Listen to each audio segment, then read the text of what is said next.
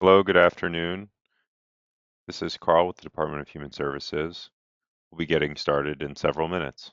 Thank you.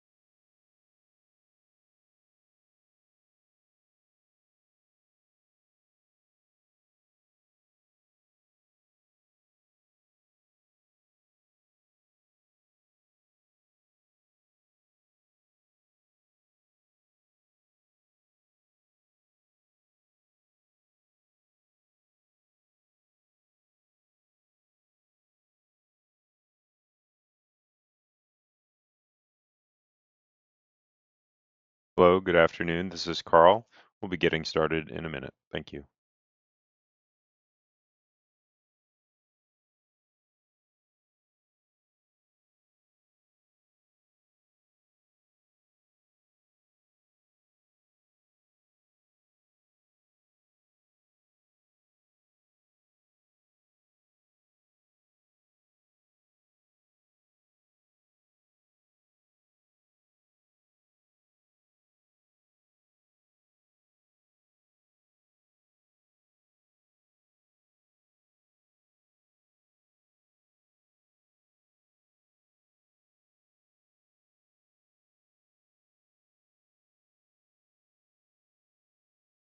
Hello and good afternoon. This is Carl Feldman, and we're going to get started with our discussion today. I am the Director of the Bureau of Policy with the Office of Income Maintenance. We're glad to have you here with us to talk about an important child nutrition program. This is the Sunbucks program, Pennsylvania's summer electronic benefit transfer. And thank you in advance to Brenna Ludwig, who is running the slides for us with our Office of Policy Development. We will be discussing a number of things today about the Sunbucks program, and we'll take some questions at the end. So if you would kindly hold them or put them in the chat, we would appreciate that. But I will not be addressing them until the end of the call. All right. Um, Just as a reminder, because this is the second year for which Pennsylvania has operated the Sunbucks program, this was authorized by the Consolidated Appropriations Act of 2023 as a new permanent summer nutrition program. It is not affiliated with the former pandemic EBT program. It is a separate program with a separate authorization and operates slightly differently. Um, it is first and foremost a child nutrition program. The majority of child nutrition programs in Pennsylvania are run through the Pennsylvania Department of Education. The Sunbucks program is operated as a partnership between DHS and PDE, and we work together to make sure that the kids receive the benefits over the summer period. Next slide, please. So like last year, Sunbucks will provide a $40 for each summer month benefit, and that works out to be a single $120 benefit per eligible child. So no one will receive less than or more than that single benefit amount, and households will receive that on a per child basis. And you can think about that benefit as being basically the same as the Supplemental Nutritional Assistance Program. If you can purchase something with SNAP, you can purchase it with Sunbucks. Next slide, please.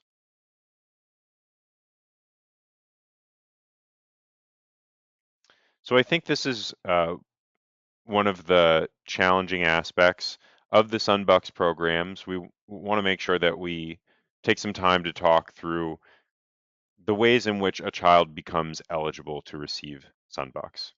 There are children that are automatically eligible, um, and can be automatically eligible through several different means. The first of which is known as direct certification.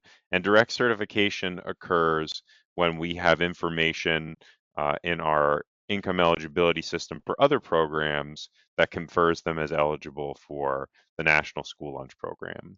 So if they are eligible through direct certification, they would have to be aged 6 through 18 and enrolled in a school that does, in fact, participate in the National School Lunch Program. They would be receiving TANF or SNAP or certain categories of Medicaid. Categories of Medicaid which do not count are PH95 program for children with special needs, and CHIP. They do not qualify for direct certification. There's a separate method of automatic eligibility in which a child who is participating in an NSLP school and applied for and was determined eligible for free and reduced price meals, or they're in that NSLP school and they meet the status of foster child, runaway, migrant, homeless, or are participating in Head Start. We call this automatic eligibility because if they meet this criteria, um, we will confer the eligibility for them automatically, and they will receive the benefit automatically along with associated correspondence and notices. The final method by which someone can receive Sunbucks is through applying for Sunbucks on a Sunbucks application. And we'll have more information about that in a minute. Next slide, please. Because of the challenges around making sure that everybody understands how someone can be eligible, and the fact that we don't want people to unnecessarily need to take the time to apply for Sunbucks if it's really not necessary, we want to point out that there is a small group of children who likely must apply for Sunbucks if they want to receive it. These children attended a school that participates in the National School Lunch Program. They didn't receive TANF or SNAP or have a Medicaid category that confers eligibility for the National School Lunch Program, and they didn't apply for free and reduced price meals through the National School Lunch Program, and they don't meet that status of being a foster child, homeless, migrant, or runaway. It's very important to remember that if a child was not enrolled in a school that participates in the NSLP, they cannot qualify for Sunbucks through an application. Next slide, please. Students receiving free and reduced price meals at community eligibility provision schools will not be automatically eligible for Sunbucks unless they meet one of the other automated eligibility criteria, those being receipt of SNAP or TANF, one of the direct certifying conferred Medicaid categories, or that status of homeless, foster child, runaway, or migrant. Community eligibility provision schools is the term given to schools in which the school provides National School Lunch Program to all of the attending children without the need for an application. Next slide, please.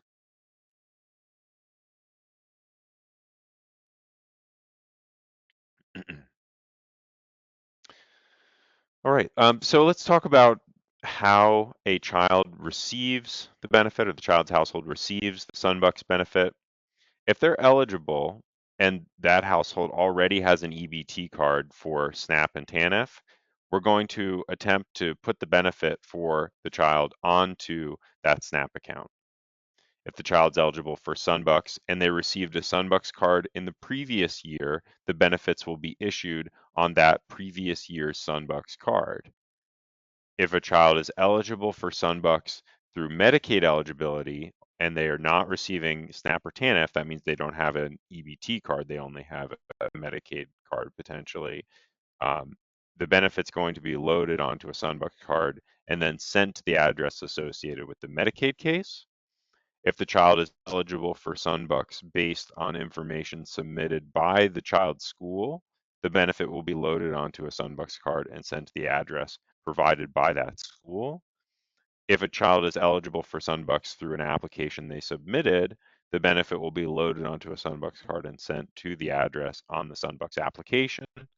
Um, and before we get into when those issuances will occur, I think it's important to know that generally speaking, the way in which a child's eligibility is conferred is how we will determine to where the benefit will be sent as a good general rule for your understanding of this program.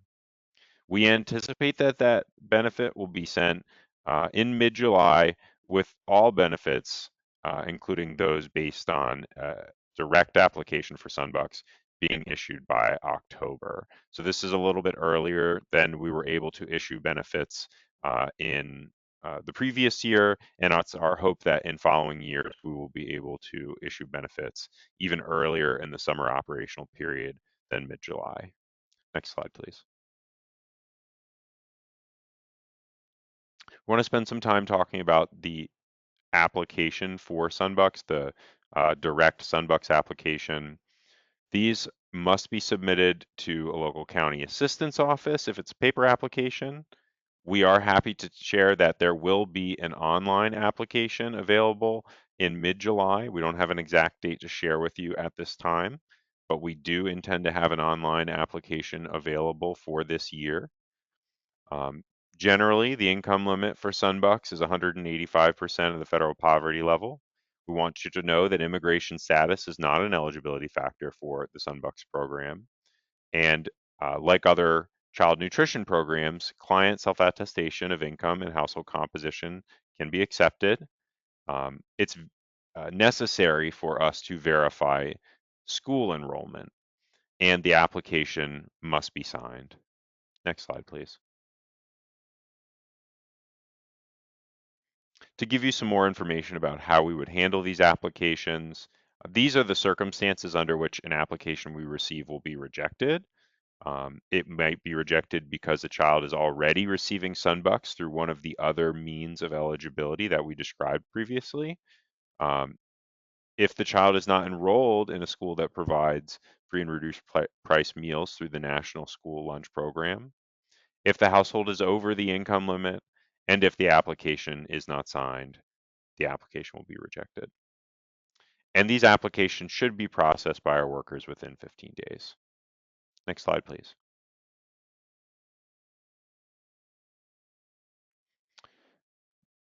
For the Sunbucks program, because it is a child nutrition program, applications are processed when they're received within that 15-day period. And for most of them, because we can accept self-attestation, they're not to be pended. It may be the case that if there's some kind of conflicting information on the application compared to what the state already has available to it, we would need to conduct a process known as verification for cause. This would apply only to those children that are eligible through an application that they submitted for the Sunbucks program. And this will result in the worker sending a letter to the household saying that there's conflicting information and that conflicting information needs to be resolved. And if it is, the benefit will be released. Um, and if not, the benefit will be rejected because the child would not be eligible and the conflicting information demonstrates that. Next slide, please.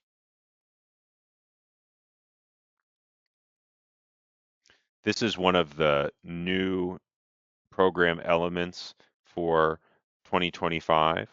States are federally required to verify up to 3% of all approved applications received prior to the start of the summer operational period. The summer operational period will initiate June, July, and August, and what we will do is we will select 3% of all the applications received prior to that period, and then we're going to indicate to the workers that process those applications. These again are the direct summer EBT applications, that they require this 3% verification.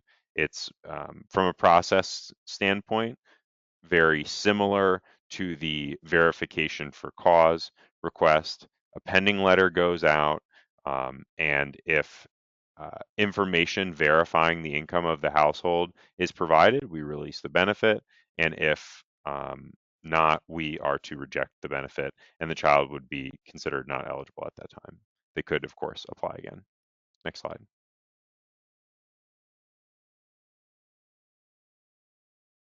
So here's an overview of the program timeframe to the best of our ability. Um, Many people, I think of this program as a seasonal program, and there are certainly times of the year where there's more activity than not.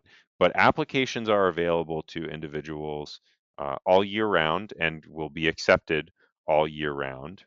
In July, we hope to launch our online application, which is provided to us through a partnership with USDA.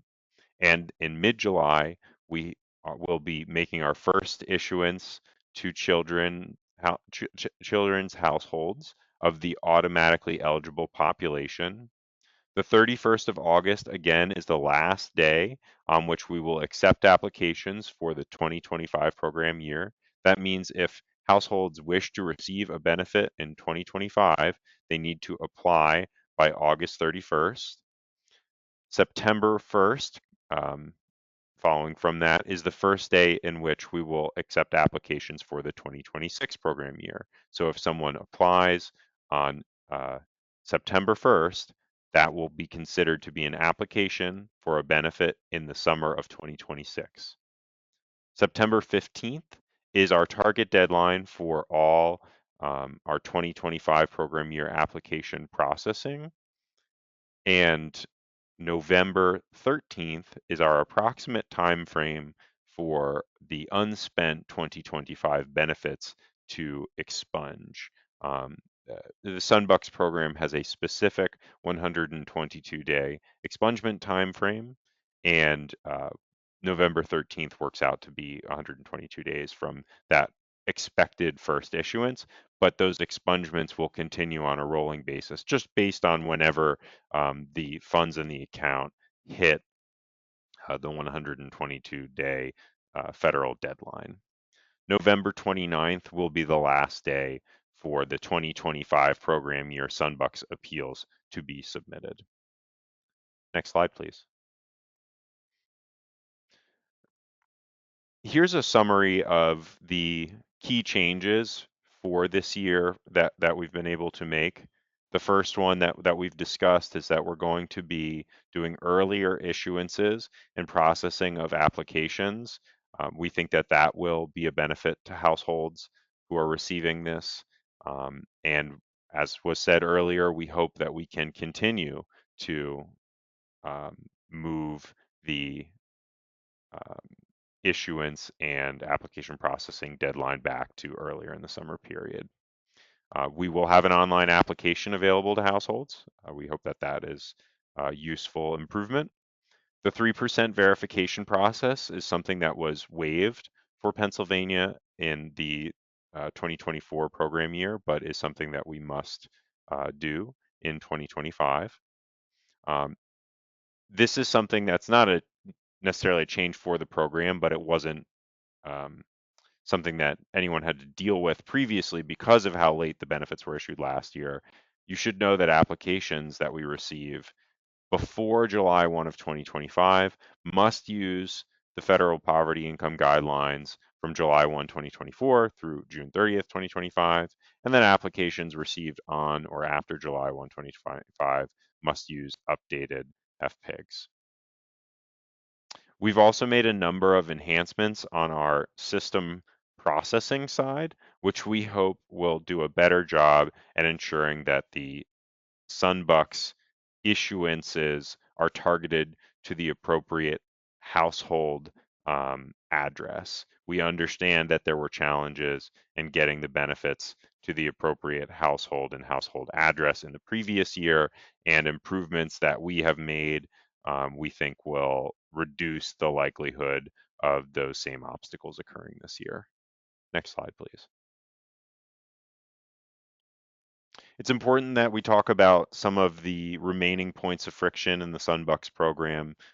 As you can see, uh, eligibility for the program is rather complicated, and I think that that can drive individuals to feel the need to apply for children, despite the fact that they might actually receive this benefit automatically.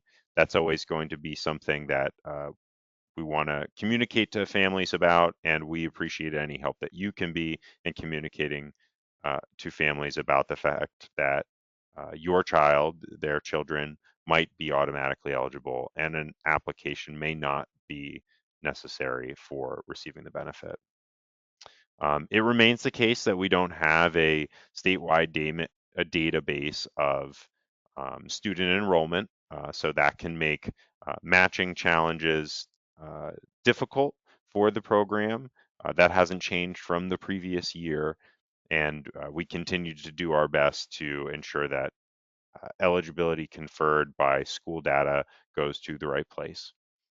Um, Community eligibility provision schools are challenged as well, because these are schools in which many of the children have demonstrated a need enough that the school itself has determined that every kid would receive meals from the school, but that has kind of a countervailing effect for the Sunbucks program, where they have not necessarily submitted an application for free and reduced price meals, and that might mean that some children who would have otherwise received Sunbox automatically may need to apply if they're not receiving SNAP, TANF, or one of the direct certification conferring eligibility categories for Medicaid. The application deadlines, I think, are always a challenge, because it's something that I think people don't normally need to keep up with, and that makes sense given that it's not actually a seasonal program. But in your conversations with people about this program, we encourage you to tell them if they feel that they do in fact need to apply, they should do so to receive a benefit in this year by August 31st. The fixed appeal deadline is kind of a similar challenge. This is something that's not set by us. We don't have a choice in the matter. And so if that appeal deadline is not adhered to, then an opportunity may be missed. Um, Individuals can self-attest on applications for many of the things that they need to share, but that could pose some challenges in our application processing too. And finally, there is the fixed benefit expungement deadline of 122 days, which is different than the SNAP program, which introduces a new complexity for households to be aware of. Next slide. Now we want to run through some frequently asked questions to try and make sure that you get a good sense of how the program will work if this is new to you, or do a refresher if it's not. Um, If a household circumstances changed during the year, does that impact their eligibility? We want to make sure that you know that if the household was found eligible at any point in the year, the student will remain eligible for that program year. If that household needs to report a change of address, they can do that on Compass or our mobile app, or calling the customer service center. Will all children in a household get the benefit on the same card? If possible, only one Sunbucks account will be created, but if children qualify for Sunbucks in different ways, they may be separate. We will do our absolute best to make sure that all children receive their benefit on the same card. But again, because the card benefit is driven by where the child's eligibility has been conferred, that could result in multiple benefit issuances for kids that are nominally in the same household. Next slide, please.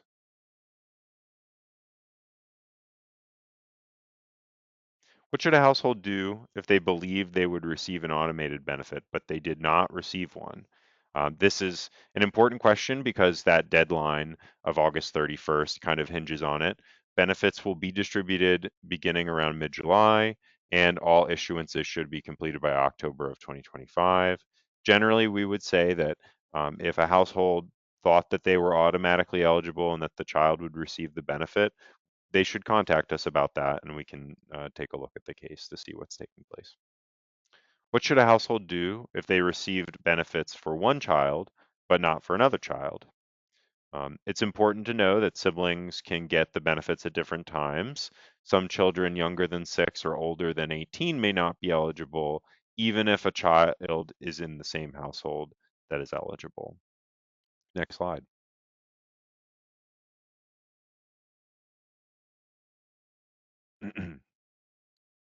What should a household do if they were denied but believe they are in fact eligible? We think that in this circumstance, the household should appeal the eligibility determination. Um, when someone appeals an eligibility determination, there's an opportunity to provide anything that was omitted, and their eligibility can be outcome can change. It's also the case that they could reapply to. What should a household do if they lose the Sunbucks card? This will be particularly relevant, I believe, because a number of households will receive their Sunbucks benefits for this year on their previous year's cards. And to get a replacement, they can contact PADHS on the phone numbers we have available. What should a household do if they receive a benefit but do not wish to receive a benefit? Um, Sometimes this happens. If that benefit was received on the EBT card, the parent or guardian can contact Pennsylvania DHS and we will make sure that it is expunged. If it's coming on a Sunbucks card, then they can cut up the card and not use it. Next slide, please.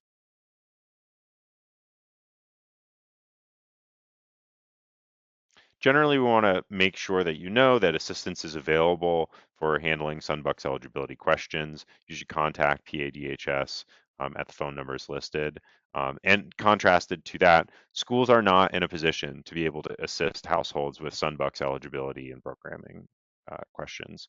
And we do not want you to direct people to contact their school or PDE if you have an issue associated with Sunbucks. Please contact the Department of Human Services. Next slide, please. We have some information available to you on our Sunbucks webpage. We've taken a lot of time to try and update this for the coming program year. The eligibility navigator, there's more FAQs beyond what I've discussed here. It's very comprehensive. Generally, how to apply a new application for 2025. There are promotional materials if you want to get information about this out to the people that you work with. It's just a lot of good resources. And of course, as soon as the online application link becomes available, it will be made available there too. Next slide, please. Okay. Well, we're going to go over to questions and we will start with the first one that came in from Brittany Kleinst. Apologies, Brittany. By what date will automatically eligible households receive a letter in the mail notifying them and confirming their eligibility for this program year? So we don't have a strict deadline on which the letters going out that says you will receive a Sunbucks benefit will be complete. We did begin issuing those letters at the beginning of the month. There are several 100,000 of those letters that go out.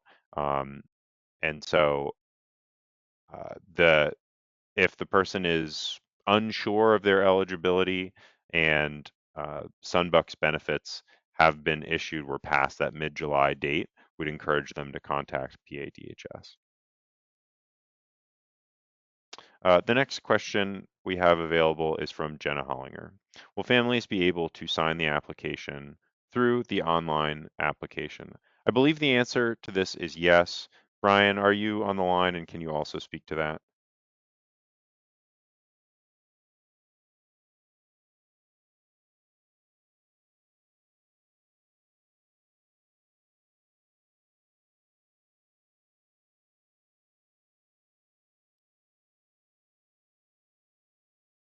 We don't hear you, Brian.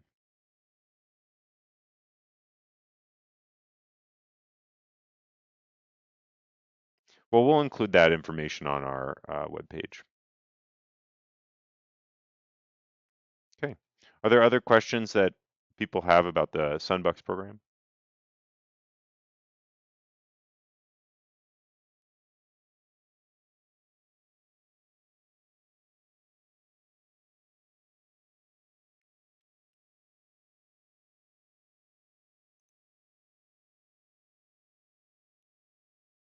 Okay. Will the online application be through Compass? From Brittany. The online application will not be available in Compass. It will be on a standalone web page. It is through a service provided to us by USDA FNS. Good question. Vanessa Morel asks, is there a way for individuals to see if they are signed up? There at this time is no mechanism for a child's household to determine if the child is automatically going to receive the Sunbucks benefit. We are sending letters to those households which state that the child will receive a Sunbucks benefit, which will convey that information. We also have the eligibility navigator, which can be followed to determine if the child will receive the benefit uh, as well. But there is no, I guess you could say, like an online portal or anything like that that would say this person is going to receive a Sunbucks benefit in this year. So the letter is really for that purpose. Okay. Gail asked about the 3% verification process and the purpose of this verification process. This is a program integrity measure that is a part of the Sunbucks program that was put into the final rule put out by USDA when the program was developed. And that is why we are doing it. Vanessa asks if households can use their Sunbucks card from the previous year. Yes, they can. The cards do not deactivate. In fact, for some people, the benefit may be reissued onto that card, and for that reason, our advice has been for households to hang on to that card, but they can always request a replacement by contacting PADHS. And Brian does have a response for us. Thank you, Brian. When completing the online application, there is a signature portion for the applicant to complete. If the question is about whether someone who submitted a paper application can go in and complete a signature online, the answer is no. So um, to recap, yes, the online application has an online signature mechanism, but if a paper application was submitted, there is no similar mechanism.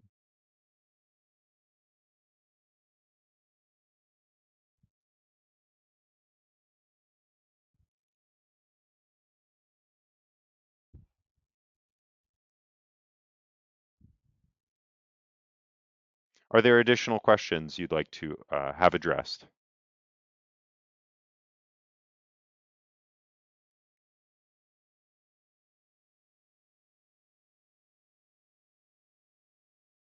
Okay, well, not seeing additional questions, what I can say is that this presentation is being recorded. We can make it available once we've concluded here.